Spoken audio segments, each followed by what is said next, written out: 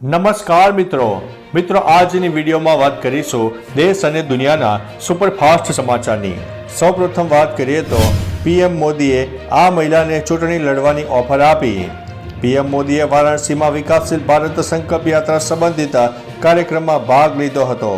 દરમિયાન તેમણે ચંદા દેવી નામની મહિલાના વખાણ કરીને તેમણે ચૂંટણી લડવાની ઓફર કરી હતી। પીએમએ કહ્યું છે કે તમે ખૂબ સારું ભાષણ આપો છો, શું તમે ક્યારે ચૂંટણી લડી છે? મહિલાએ ના પાડી તો પીએમએ પૂછ્યું કે શું તેઓ ચૂંટણી લડશે? આ અંગે મહિલાએ કહ્યું કે તેમણે ક્યારેય વિચાર્યું નથી। તમારી સામે બોલવું એ ગર્વની વાત છે। અન્ય મહત્વના સમાચારની વાત કરીએ તો જલ્દી કરો આ કામ, નહીં તો બંધ થઈ જશે તમારું યુપીઆઈ આઈડી। યુપીઆઈ પેમેન્ટનો ઉપયોગ કરતા લોકો માટે નેશનલ પેમેન્ટ કોર્પોરેશન ઓફ ઇન્ડિયાએ સખ્તી વધારી છે। હવે કોઈ યુઝર્સ એનસીપીઆઈની ગાઈડલાઇન્સનું પાલન નહીં કરે તો તેનું યુપીઆઈ બંધ કરી દેવામાં આવશે। આપને જણાવી દઈએ કે સાયબર ફ્રોડના કેસમાં વધારો થયા બાદ આ નિર્ણય લેવામાં આવ્યો છે।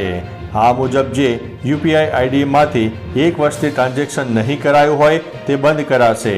જો કે 31 ડિસેમ્બર પહેલાં ટ્રાન્ઝેક્શન કરાશે તો આઈડી ચાલુ રહેશે। અન્ય મહત્વના સમાચારની વાત કરીએ તો લંડનમાં એક્ટર રણવીર સિંહ છવાઈ ગયો છે। બોલિવૂડનો વર્સેટાઇલ એક્ટર અને ગલી બોય ફેમ રણવીર સિંહ લંડનમાં ધૂમ મચાવી રહ્યો છે। લંડનના મેડમ તુસાદ મ્યુઝિયમમાં ઘણી ફિલ્મ સ્ટારની સાથે રણવીરનું પણ મીણનું પૂતળું મૂકવામાં આવ્યું છે। રણવીરે પોતાના સ્ટેચ્યુ સાથે ફોટો ક્લિક કરાવ્યા છે અને ઇન્સ્ટાગ્રામ પર શેર કર્યા છે।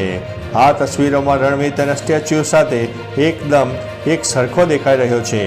પૂતળાની સામે અસલી કે નકલી રણવીરને ઓળખવો ખૂબ મુશ્કેલ જણાઈ રહ્યું છે। અન્ય મહત્વના સમાચારની વાત કરીએ તો શું તમે જાણો છો 1 લાખ રૂપિયા કિલો વેચાય છે આ શાકભાજી?